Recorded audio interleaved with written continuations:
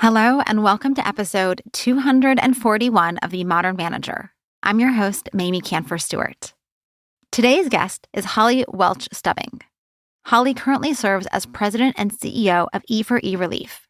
She has over 25 years of experience in HR, endowment investments, and disaster relief. Her organization, E4E Relief, is an employee relief fund that works with global companies like Salesforce and Wells Fargo to relieve employees when it's needed most. Holly also serves on the Forbes Human Resources Council and shares her philanthropic vision with fellow executives. She's a thought leader in ESG, philanthropy, and corporate social responsibility, and speaks on these topics as well.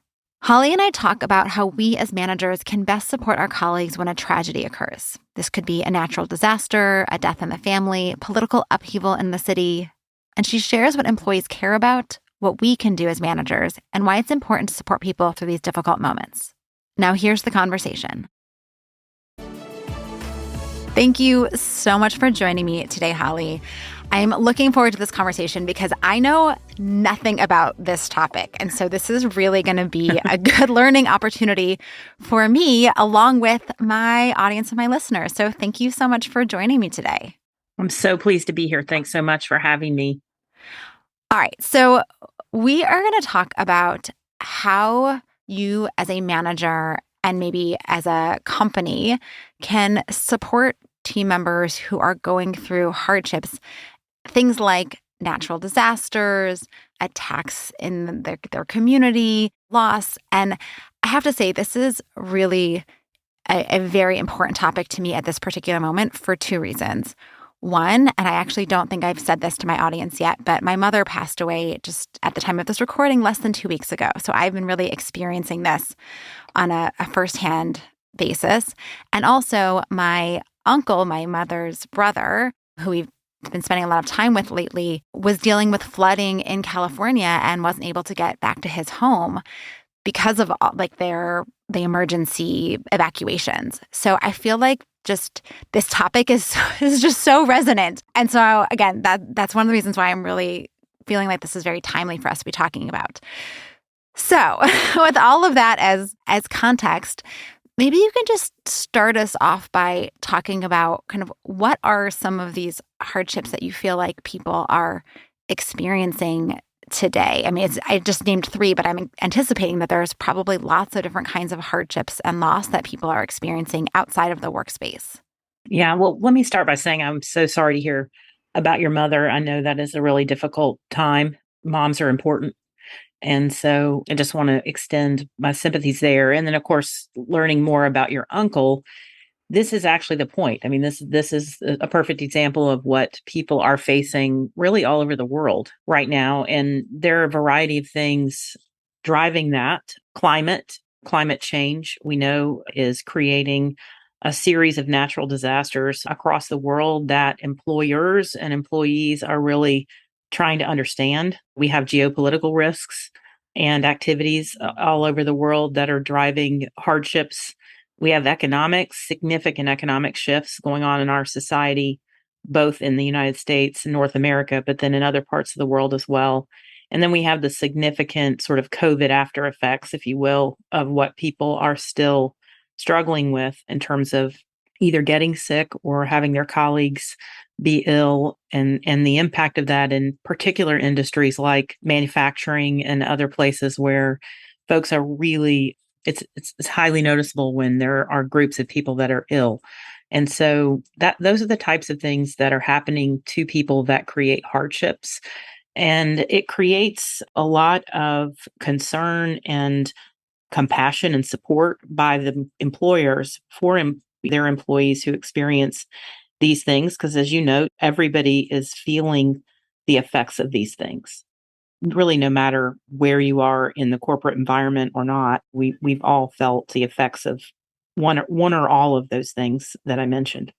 Yeah, and there are so many, and until COVID, I feel like, and again, this is only my own experience, but I feel like until COVID, there was maybe a different kind of expectation of employers about how to handle these kinds of situations. And then COVID happened, and it went from kind of, we have corporate policy of we'll send flowers or you can take some extra time off this, into like this embracing of like, we need to help people in new ways. We need to give people new space. We need to find new ways to process. And managers have kind of to take on this new role of being there for their team members or giving team members space. And now we're kind of in, I think, maybe another phase where we're trying to figure out really what is the role of a manager and what is appropriate for a employer to do and what is not. Like, what is actually Right. the job of the government or community services or other spaces. So could you talk a little bit about kind of how you envision or understand the role of an organization and a manager to support their employees when faced with these challenges? Yeah, I'll go all the way back a little bit to what you said about pre-COVID and post-COVID. So if you think about, I know you shared with me at the beginning of the podcast that you're in New York.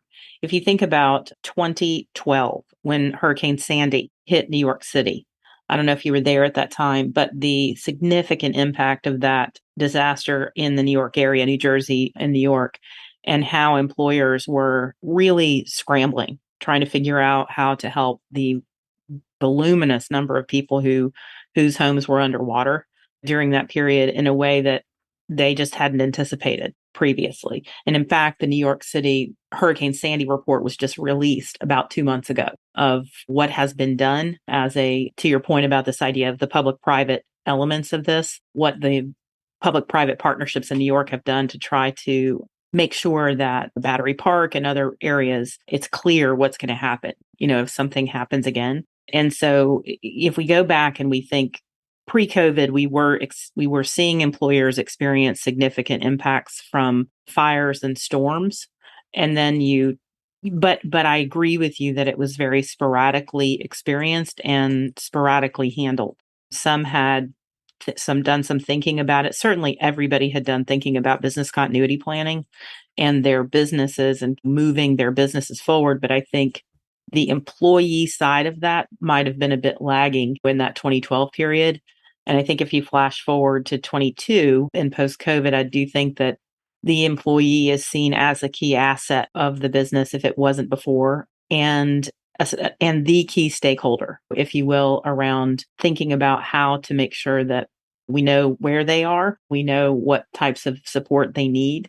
And as you well know, managers and companies do a variety of things when these things happen and help in different kinds of ways. Sometimes it's about getting people out of harm's way, and sometimes it's truly helping with the aftermath and of the output of whatever has gone on.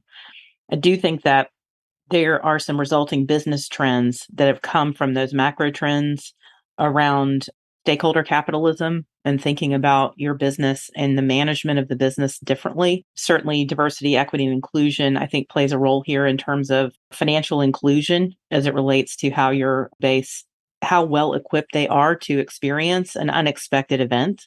And then also kind of just generally employee well-being in a post-COVID world, the mental wellness piece of it, how people are feeling, reacting, connecting with the company. All three of those to me are sort of resulting business trends from what has happened in the last certainly 3 years, but if not 5 to 10 years. So what are some of the things that you're actually seeing organizations and or managers or business leaders do differently now? Are they setting up different policies? Are they kind of just creating more flexibility? I mean, what do you see as being kind of the things that are actually helping or kind of making a difference? Yeah, I mean, I really think that I've been calling it, like, everybody uses the term in finance about zero-based budgeting. I really think that people are sort of having a zero-based benefits and well-being review and really pulling out and saying, okay, what are all the things that we're doing in a modern society for our employees and stakeholders? And are those things helping them in the way that they need to be? And if they are, great, let's look at the impacts of those things. And I think things are getting reshuffled a bit. And essentially the playbook is getting rewritten right now on what that should look like. I definitely think flexibility is here to stay. I think hybrid work environments are here to stay. I mean, there are things like that are certainly a post-COVID output. But just even thinking about how people are leaning into supporting people in a crisis, and time associated with that, and the level of support that they're getting is different, just because if we just look at the last several months and Hurricane Ian and the severity of Hurricane Ian in Florida and the number of businesses and employees that were impacted by that storm alone, thousands and thousands and thousands of people impacted by that storm, either in the form of losing something, a damaged home, or evacuation for some period of time. So I do think people are rewriting the handbooks. I do think there's more flexibility. I think there are sort of newer engagement techniques that companies are trying during this period, but I don't know that we know what will stick yet. Yeah, I mean, that makes sense, right? Like, I feel like a lot of this, we're still kind of figuring out, like, what does the post-COVID work world look like? Right. Or kind of this next phase of COVID world, if we're agreeing that it's not yet disappeared and probably never will be. And Mm-hmm. so I see how this is still something that's kind of in real-time development. Are there things that you are seeing managers or organizations do that specifically you don't recommend? Or are there kind of things that we should really be avoiding as managers when it comes to trying to be helpful, but actually not being helpful? I really see employers really leaning in and sort of bending over backwards to try to figure out what is best.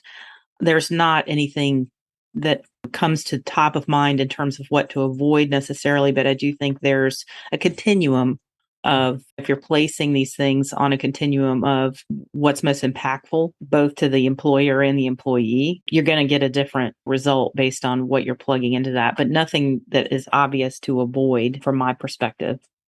Well, that's good to know, because I feel like we're all doing a whole bunch of stuff, and knowing that Right. there's nothing in particular that we should absolutely not do in of itself, it's helpful. So I want to shift a little bit to talking about what you should, like, what's different when you have people across multiple locations, right? It's one thing if we're all located in New York and we all experience Sandy and we're kind of all going through this crisis together, than if one team member's in New York and one's in Florida and one is in London and one is in Yeah. name any other global city in the world, right? And now we are all experiencing different kinds of disasters or different kinds of hardships and experiences based on what's going on in our local environment, our political movements, our et cetera. So how are you seeing organizations, or kind of how do you make sense of how organizations and managers can kind of support people who are kind of, when you're not all going through it together?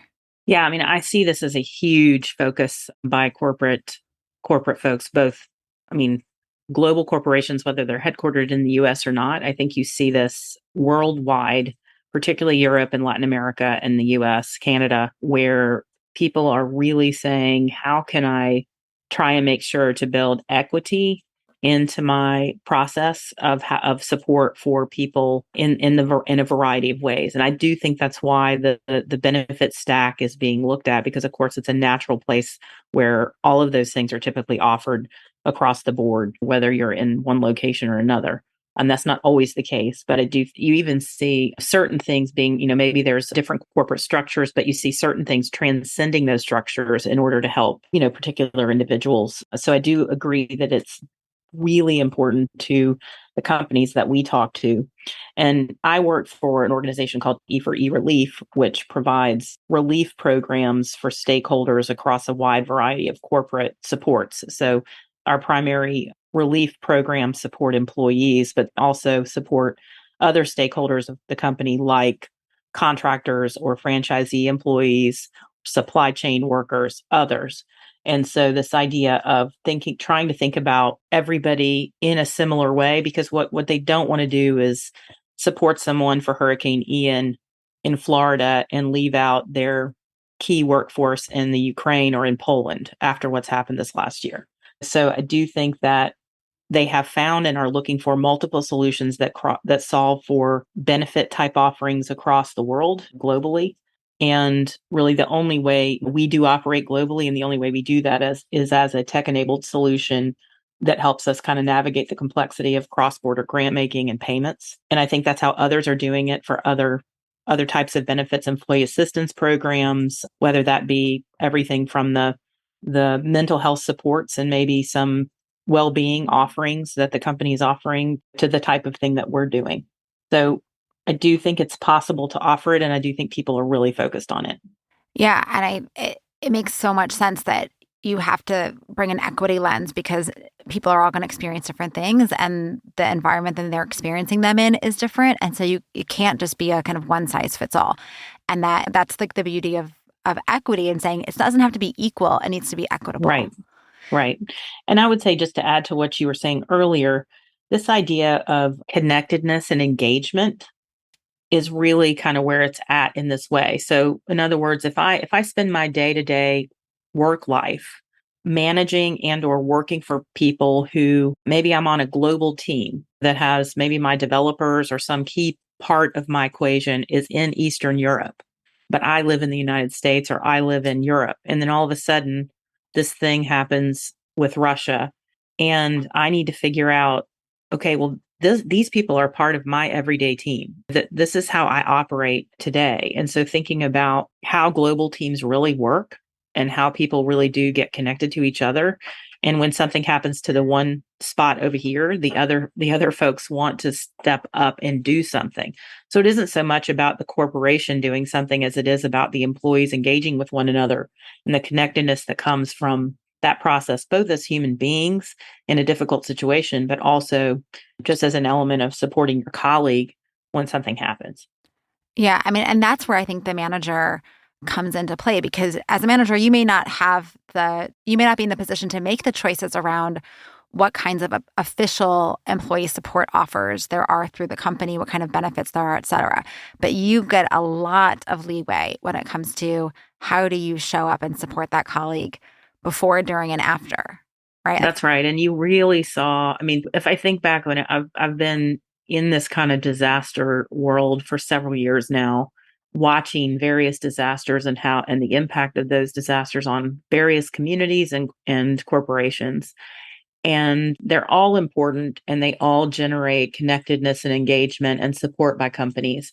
But the ones that are the most severe, the ones that are the most unexpected or the most devastating, typically bring forward a group of leaders within the company that say we absolutely we must do something. And that, as you noted earlier in the podcast, it is a bit different than it was in the past. And I do think that is coming from managers. I think it's managers who are looking at their people going, okay, what can we do? And in many cases, it might be the manager themselves who's experiencing this along with their team, which also I think brings kind of another layer of support because that puts you in I think about there were some folks in the hospitality industry who lost entire hotels or the hotels are so damaged that they've been closed between Fiona and Ian this year, the hurricanes.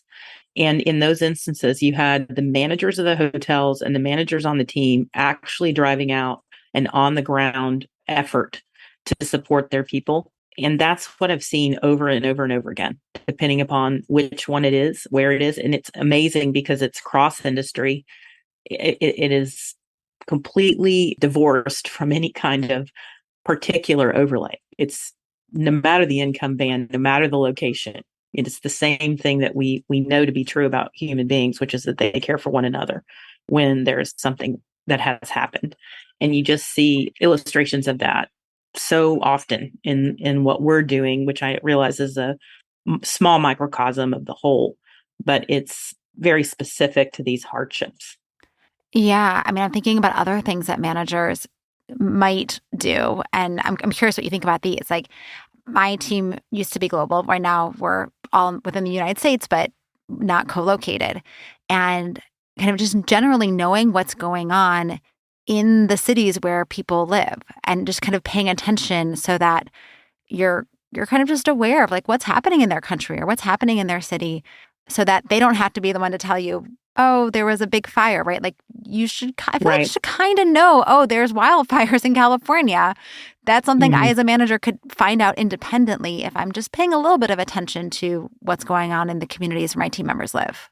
And given the number of these things, it is getting harder to do that on your own. But I do see companies that we work with tend to be global companies that, really, whether they're smaller companies or larger, they are operating in multiple places. And you see almost a business function of support in the HR departments to be aware of kind of the life events, if you will, going on with team members en masse in places. But to your point, for the modern manager, the one who's really wanting to grow in their space and really wants to be excellent at their craft, I think this idea of what's going on in the world is probably now part of the equation in a pretty direct way. Yeah. Yeah. And I think you're right. We don't have to do it all on our own, right? We can also talk Right. with our team members and make that part of our weekly conversations just in a very casual way of what's going on, and so that we don't have to do it another to do on our to-do list. I'm also thinking about some of the support that I received after my mom passed and from colleagues and organizations I volunteer with, and how how important it is to receive those just like notes of support, and just sometimes the words themselves and knowing that somebody took the time to reach out is really powerful. And then like things like sending food. I've eaten so much chocolate recently, but being able to just feel like you're not in it alone is really powerful. And I know it really depends on what the Yeah. hardship is. And are you like, I don't have time to open up a box of chocolates because my house is flooding and I'm trying to find a new place to live and figure out how to get my kid schooling when their school's been flooded, and right. So it does have to kind of make sense to the moment. But some of those kind of just showing support seems to really, be really important. Yeah, I'm glad you brought that up because in what we do every day, which is provide these relief grants, we've done impact research on the impact of our grants.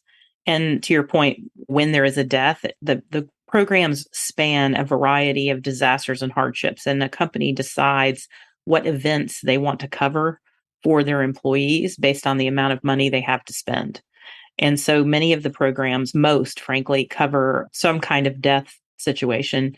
And what you find is that as a result of that, and I think the severity of some of these disasters, one of our top stats that we talk about is the number of folks that feel less alone from having received a relief grant, which or when we initially got the information was sort of blew us away.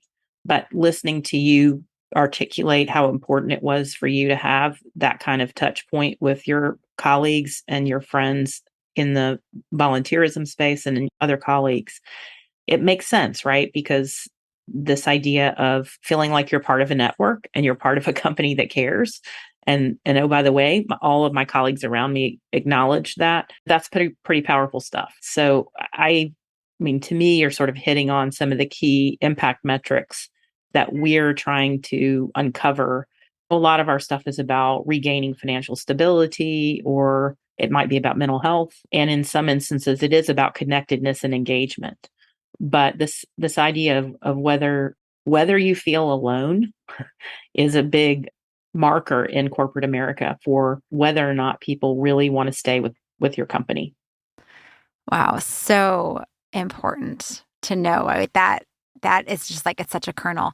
I'm wondering if there are other of these little nuggets that came out of your research that would make sense to share with us. Yeah, I mean, we've been conducting the research now for several years, and we've given away around 220 million in grants since 2017, and it's about 300,000 applications. So that gives you some sense of the size of it. And then of that 300,000, we probably surveyed maybe 100,000, and of 100,000, we've probably gotten, I don't know, 20 to 25% of those folks have responded to a survey over the last 2 years. So it's pretty powerful data in the sense that it's a lot of people who've completed fairly extensive survey data on their mental well-being, whether or not these grants helped them regain financial stability, how they feel about their company. It doesn't go into the manager piece of it as much. It's more about the firm overall because the firm is the one that's providing the grants.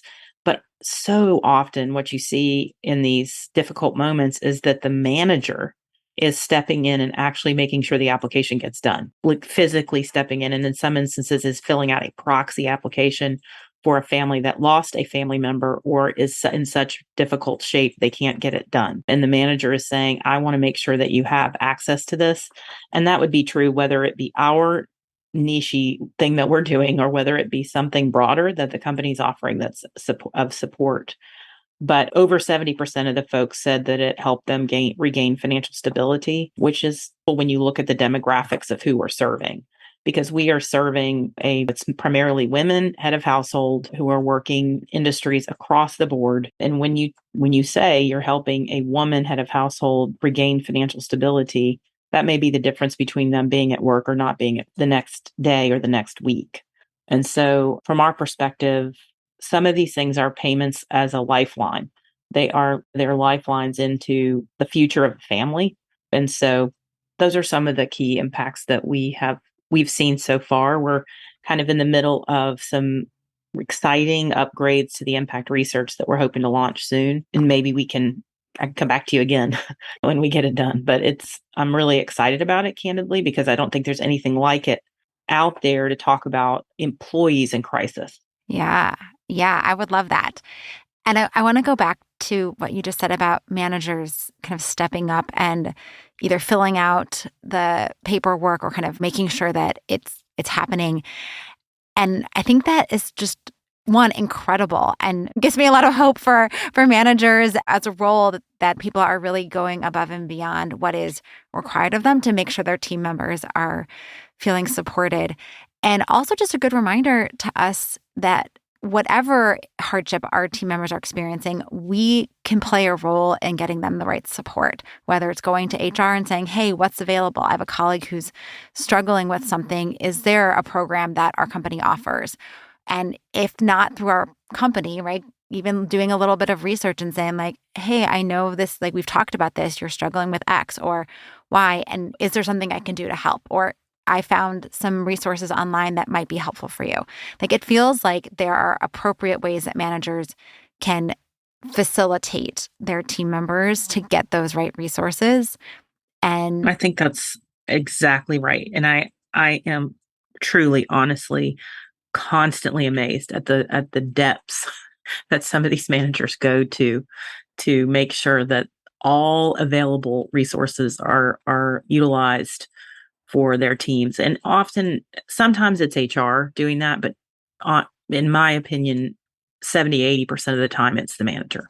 And it's a very powerful thing. I mean, because we end up on the phone with a lot of these folks to try to walk through a process for them, with them, for their employee. And it's just kind of an amazing thing to observe. Yeah. And sometimes it even is the manager themselves doing something, as you said, like showing up in your free time or kind of to be able to help someone. I know I had a colleague whose father ended up in the hospital very suddenly and she had to travel, and I booked her a hotel room. I was like, I don't want you to have to worry about this. I'm going to book it for you. I'm paying for it. You just get yourself there as fast as you can so you can be there with your dad. And like, yeah, that was my out of pocket. We don't have a company policy about paying for hotel rooms for Right. employees, but that was what I could do to support her in that moment and help her feel seen and supported.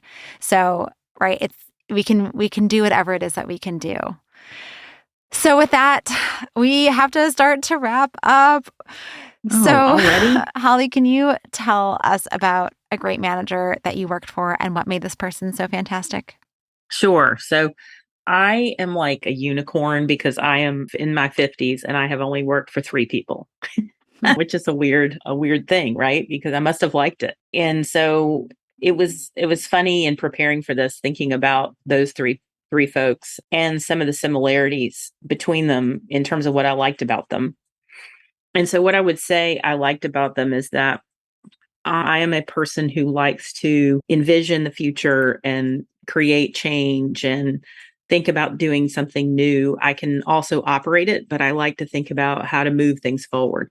And the best thing I liked about the managers I've had, and the one I've had for the last many, many years, who just retired about 2 weeks ago, is that they did not get in my way. They were able to leverage kind of the best parts of me, if that makes sense, and put me in a position to be successful in moving things forward. And that might have meant in working for all of these three folks were CEOs of institutions. So I've always worked for the CEO until now. I am a CEO. So it's definitely there's a difference. And I find myself looking back at what I liked about those relationships and saying, okay, I need to try and adopt that and make sure that I'm doing that for my own team as well, because it's something that I don't know, it allowed me to thrive.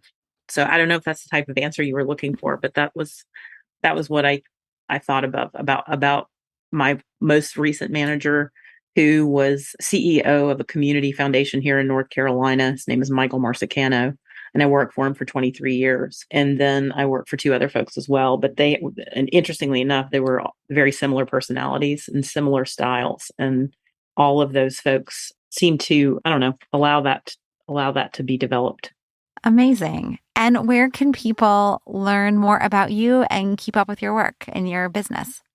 Well, I'm on LinkedIn under Holly Welch Stubbing, but you can go to our website and learn more on E4E Relief's website, which is www.e4erelief.org. Thank you again so much for chatting with me today and sharing your research and your insights with us. I really appreciate it. Thank you so much for having me. I really enjoyed meeting you, and I'm excited to continue listening to your Modern Manager podcast. Holly is providing a disaster worksheet with things to consider when responding to a crisis. The worksheet lays out the stakeholders to consider, partners to establish, and funding to set aside for navigating an unforeseen event that impacts your people or your business. This amazing guest bonus is available to patron-level members of the Modern Manager community. To join, go to themodernmanager.com/join. All the links are in the show notes, and they can be delivered to your inbox when you subscribe to my newsletter. Find that at themodernmanager.com.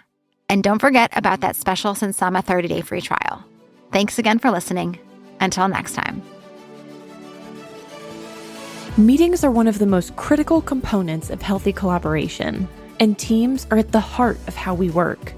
Meteor helps you use your time in meetings productively, build healthy relationships with your colleagues, and move work forward. To learn how we do it, visit meteor.com. That's MEETEOR.com. You've been listening to The Modern Manager. You're already becoming a rockstar boss of a thriving team, I can tell.